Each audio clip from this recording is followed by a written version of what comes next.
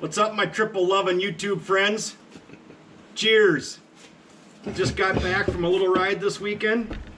We had our ups and downs, mainly ups, very little downs. The major down was Rose. It just drove like ass, ran like ass. I could not win with that sled this weekend, so I put 20 miserable miles on that thing. We finally got it back to the cabin, parked it, and I took out Redemption, and then my day was made then. Redemption was running spot on. We had to use Mike's little duct tape trick when we're out on the trail. Yep. What did we have to do with that duct tape? We had to wrap it around Jake's cable for his throttle.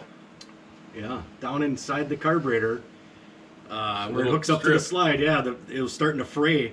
So Mike got in there and cut all the frays off, and then went in there with his flat roll duct tape out of his pocket, fixed the cables.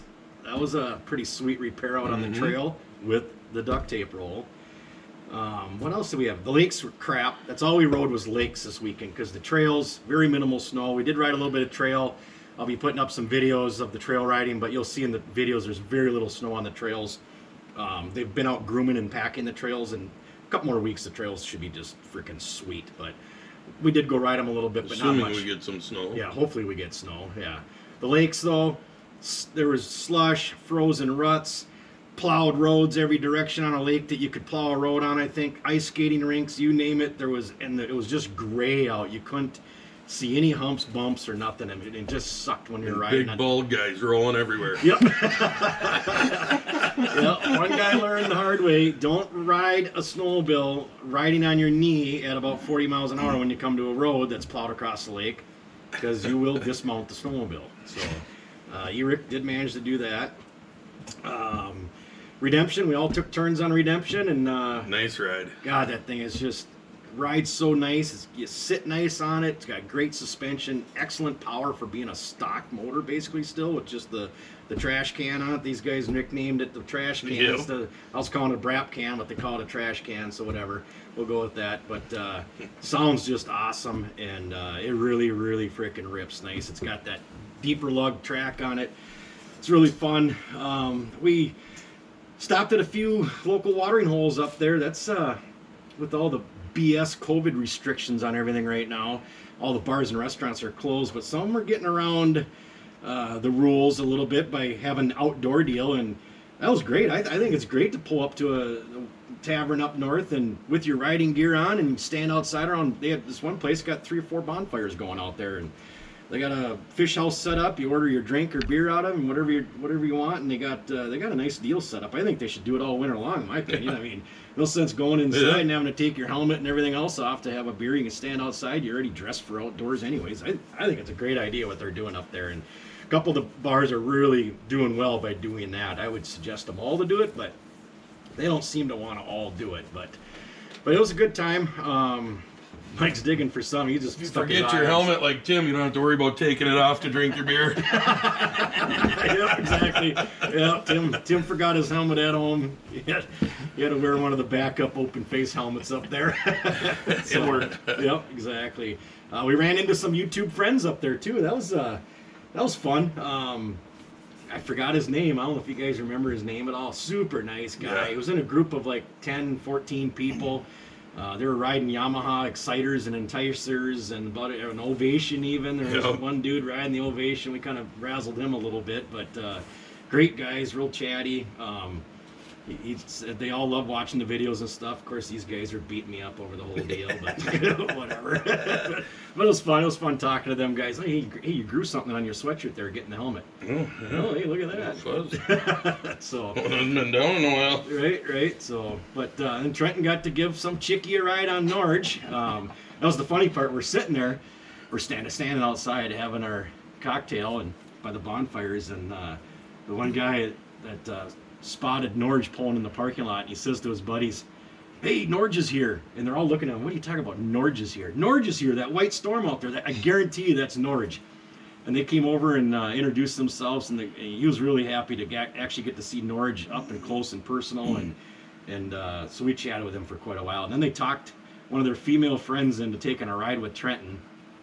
I don't know if she had a good time or not. I don't know, but It was hard to tell. it was hard to tell. Yeah, they like, literally had to force her mixed in. emotions. Yeah, force her into riding with him.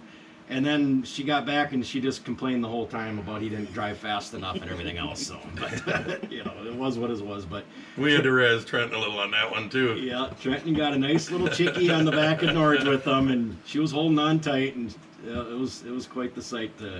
Trent went out ripping pretty good on Norge, and he did quite a few good long full pulls on Norge out on the lake. We got some video of that too. You guys will get to see that, and he's finally got the motor broken enough to where he was able to go out and just give her the beans for quite some ways. But it was so sketchy on the lakes though, with all the ruts. It was And, nasty. yeah, I mean, you had to take and test run a couple spots first before you even dared to hold the throttle wide open anywhere. So, but I guess that was kind of the weekend in review. I don't know. Everything came back running. Yep.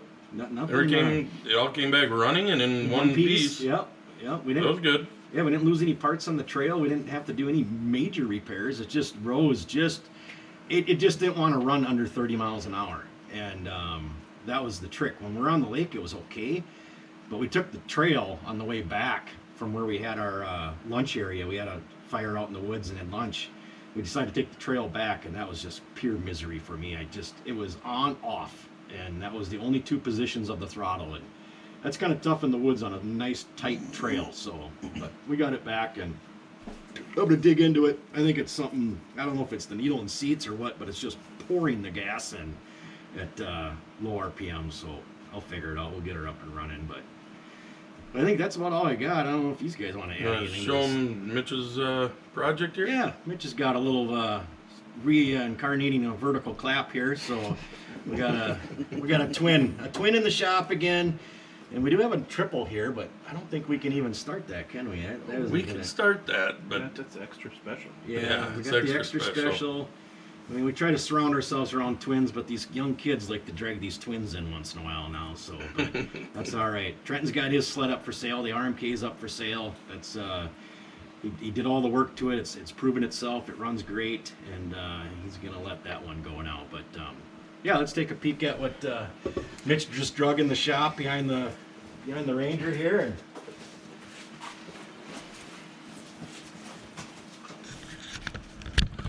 probably could get this thing fire up.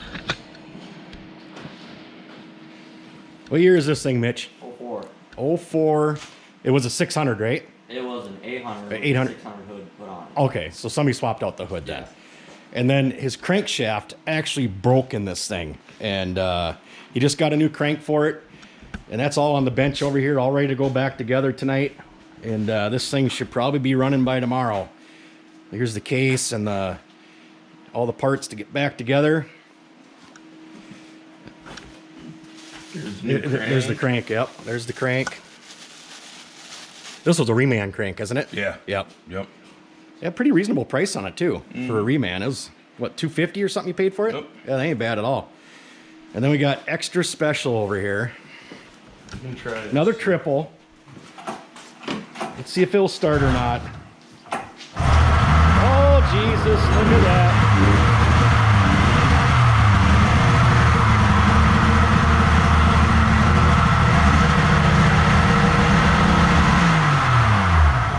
Yep, another running triple. Why do we have all of our triples running? Because we save them all. We like to save them. Well, guys, thanks for watching. Thanks for all the subs. Give me a thumbs up. Give me a comment.